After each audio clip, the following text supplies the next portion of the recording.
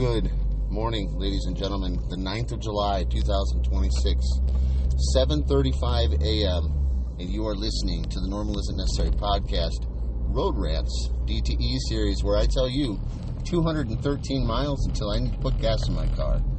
Welcome, everybody, on this Thursday morning. 75 degrees, rained all night long, thunderstorms, cloudy skies. It's gray here in Cincinnati, Ohio. I hope you're all doing well. One more day till the weekend.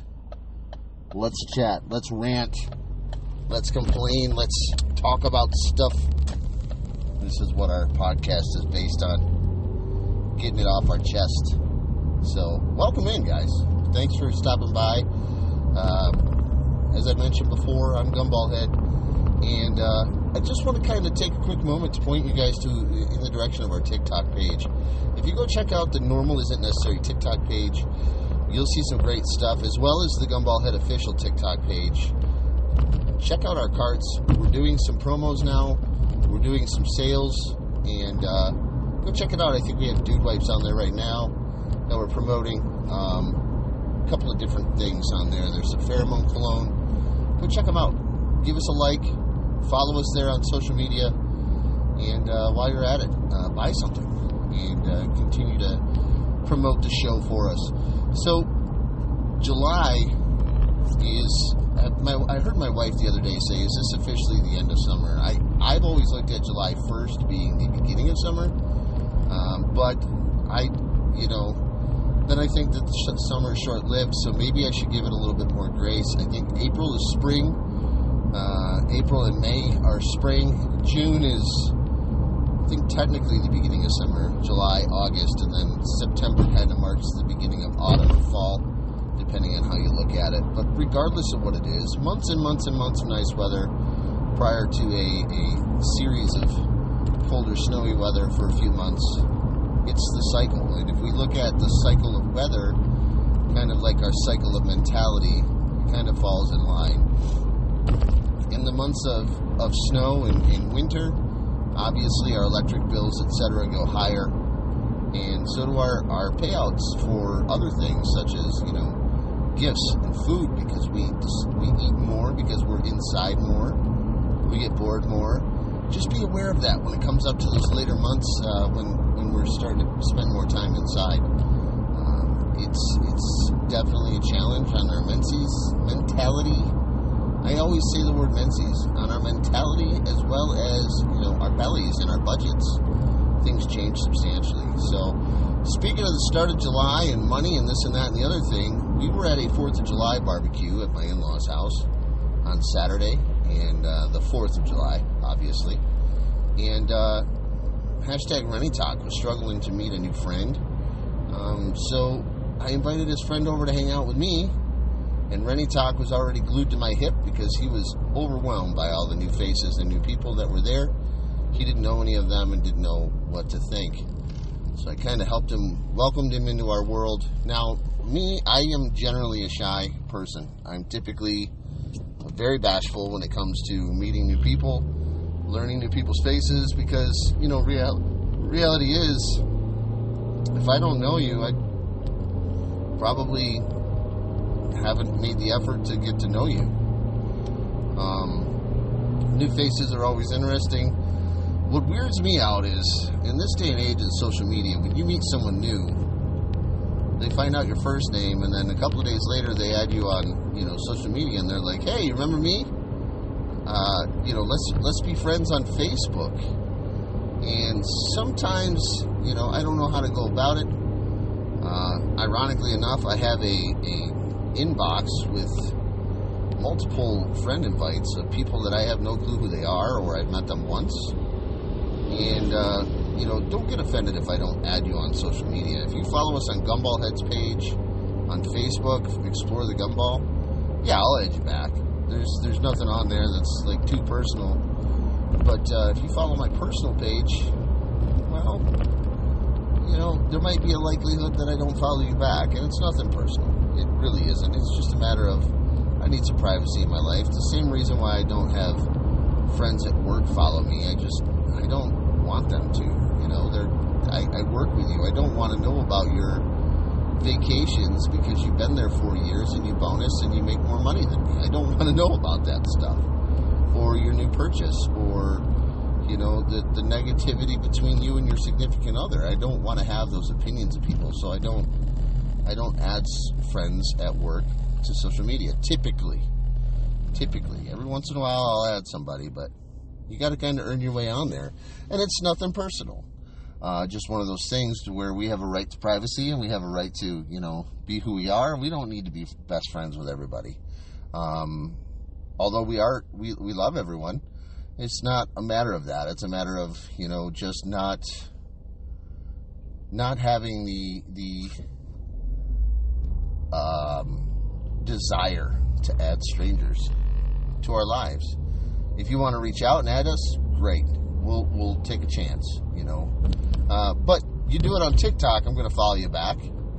You do it on, Instagram, we'll follow you back, because those are tied specifically to the social media accounts. Those are specifically for Gumball Head, and those are specifically for Normal Isn't Necessary. So add us up there. But our personal accounts, low likelihood of being added back unless we know who we are. So anyway, moving forward on that, conversation struck up with this 12-year-old boy that wanted to be buddies with our hashtag Rennie Talk 6-year-old. Had to break the ice with the kid. The kid was bashful as well. And Rennie Talk was being bashful. So I asked the kid his name, asked him how old he was, got the first two primary questions out of the way, and then we kind of went from there, asking about video games and sports and this and that and the other thing. Things that I only asked questions that I had assumed Rennie Talk would have interest in. Rennie Talk has no interest in sports. He loves Messi in the soccer world. And, that's about it. It's about all he knows, because he doesn't really get the opportunity to watch sports very often. They're just not a part of his life yet. He's more into fart jokes, boogers, and, video games and Spider-Man. So, kind of broke the ice there. But as a result, this kid, this youngster's dad, decided this is a great opportunity to find a new friend. And, I was like, okay, let's chat. We'll converse and see where it goes. Conversation started off innocently enough, and as him and I were having a conversation, I was flying. I busted out my drone and I started flying my drone. And this drone turned into, here, look at 47 pictures of my remote control cars. While I have a $1,000 piece of equipment up in the air, being controlled by a remote control. I humored him the best that I could, but I felt kind of rude flying my drone and not acknowledging every photo that he showed me.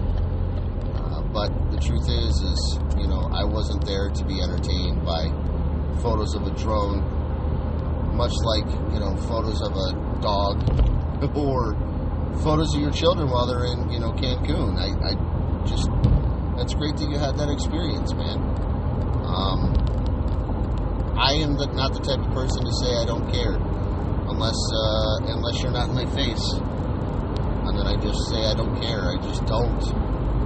And I know that sounds bad, but there's some things in this world that just some people don't have that intellect when it comes to their intelligence to produce the mindset of maybe these people don't care.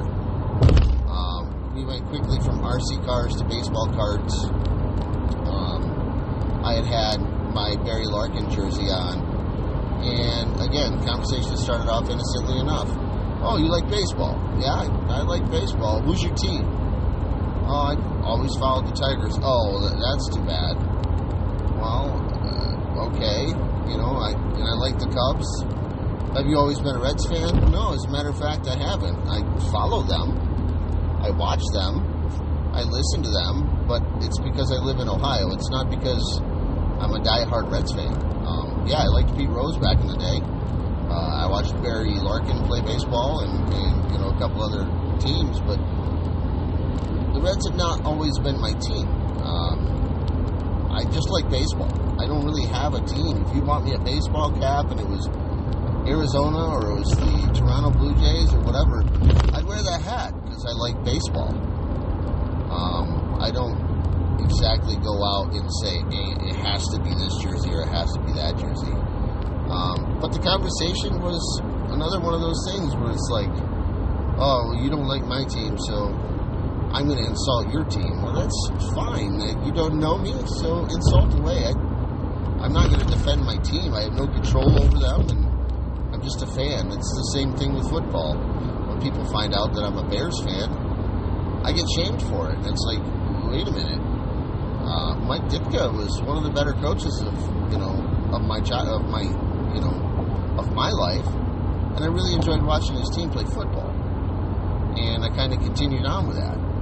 Would I choose a Bears game over a Lions game? Every single time. I've never been to Soldier Field. It's always been a dream of mine. I don't like going to sporting events, though, because there's just too much involved. It's too expensive. It costs a lot of money for tickets. Then you go there and you spend a lot of money for drinks and you spend a lot of money for food. And people are like, oh, we'll just go have dinner before. I've been to Wrigley multiple times. I used to go every season at least one time to a game. We would go to the Cubby Bear. We would drink beer. We would eat sandwiches or hot dogs. And then we would go to the game. And while we were at the game, we'd have a few beers and we'd hang out as buddies. You know, but now it's take your kids to the ballpark day and it's just too expensive. A minor league game is a lot less expensive. Again, it doesn't have to be my team. I have no problems going to minor league games. I have no problems doing that because there's a lot less people, number one. And number two, usually the prices are a little bit more reasonable, especially for families. Minor league teams want the families to come to the games. The major league teams want families to come to the games too.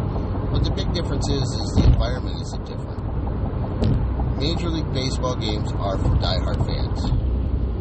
Or for, the occasional kid to come and watch the game. Minor league teams are more focused towards the families. They're more family focused with entertainment, etc. They're not there to make the big dollars. Now, they do make the big dollars, but that's not their focus, whereas major league teams are. Now, this might be wrong. This might be slightly askew here. But regardless of the sport, regardless of the team, teams are out there to make money, and that's it. That's all there is to it. They want to make money because they got to pay their salaries. They got to pay player salaries and coaching salaries. So I don't know why I went off on that tangent, on that rant, but that's the reality of things. And then we got to the conversation regarding baseball cards and how much money in jerseys this guy has. And I've got a lot of kids, and I don't buy nice things because a lot of times the nice things that I have get damaged or destroyed at the hands of the children. Now, I think it's ludicrous to pay $300, $400, $500 for a baseball card. If I had a $300, $400, $500 baseball card, I would list that $300, $400, $500 baseball card and sell it to somebody who really wanted the card. It holds no value to me. It is no more than a piece of cardboard with a picture on it. I am not a material person. When I say I don't have nice things, a lot of the stuff that I own was nice at one time, but it has a substantial depreciation when it comes to children, like a leather couch, for example. Or, I have a nice television. I have a PlayStation that works. There's probably boogers on the TV because I have kids and they don't know how to keep their hands off stuff. We all know how that works. And it is a matter of correcting our children and telling them, the difference between right and wrong. But sometimes you don't see it happen and they do it behind your back. And then you find out about it later. And when you have as many kids as we do, who do you blame? The only person we can blame is ourselves. Now, as this conversation continued, we had talked about money and we had talked about finances and stuff like that. And my statement to him was, I have too many kids to go out and buy jerseys and baseball cards. We were talking about a baseball cap. The Stars and Stripes Cincinnati Reds baseball cap was $56. And I had just made a comment on how awesome that hat was. And he's like, oh yeah, I just bought one of those. I just ordered it online today. That's fantastic, man. That's great. It's a $50 baseball cap. Now, mind you, I wear my duffer. I wear my derby cap. every single day. I paid a quarter for it at a yard sale. Okay, and I was just noticing the other day that the backside of the baseball, or the backside of the cap, is starting to look a little threadbare. So I've been shopping for caps. The downside is they're either $10 and they have elastic on them like training diapers, or they're $70 and they have a name brand on them. I'm not about that. I'm looking for that style. There's not really a whole lot in between, which sucks. Now, my wife got me a gray one for Christmas, and I absolutely love it. I love the style. I love the fit. I love the way it feels. It does have elastic on it. There's no complaints with that. The downside is it's summertime, and it's a full cotton tweed hat, so it's very warm. So I struggle a little bit to wear it. But my tan hat goes with everything, and that's kind of my trademark. Everybody realizes that hat is a trademark, and they look for that hat whenever they see me on social media. Kind of a bit of a challenge sometimes. Sometimes they don't have the hat. Sometimes it's in the washing machine. Sometimes it's shoved under the couch because I put it on the back of the couch and kids played, So I don't always have that hat available to me. Now, as I wrap up this podcast, I want everybody to know some things. Number one, not everybody is interested in how much money you spend on things. Okay, this world is struggling enough as it is, and for us to be flagrant or be, not mindful of people, to strut our finances in front of other people, that's great. You're winning at life if that's what it's about for you. I just want to make sure my kids grow up strong and humble and understanding the value of $1. My son went and got 2 new records yesterday. I know how much records are going for these days, and I know he didn't reserve himself when he purchased these records. I also know that he spent a lot of time looking for these records, because every time we go to the music store, it's a minimum of an hour, because he doesn't know which one he wants to buy.